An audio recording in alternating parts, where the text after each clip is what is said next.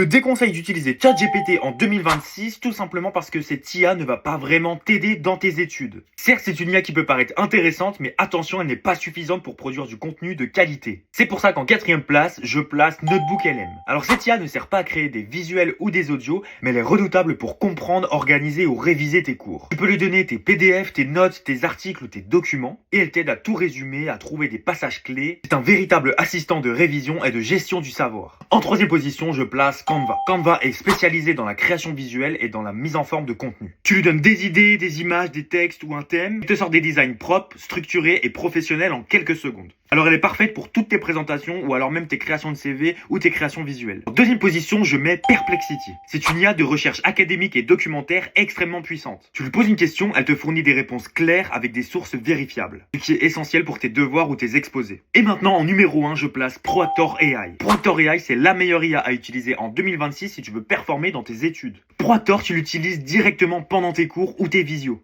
L'utilité de Proactor, c'est qu'elle est là à écouter ton cours tout comme toi, sauf que elle retient tout. Donc à la fin du cours, si t'as un petit doute, au lieu de faire répéter ton prof 15 000 fois les mêmes choses, tu demandes à Proactor et il va te ressortir le moment du cours. Mais c'est pas tout, il peut aussi te résumer tout ça, te créer tes notes et t'aider lors de tes révisions chez toi. Et ça te donne clairement un énorme avantage par rapport aux autres étudiants.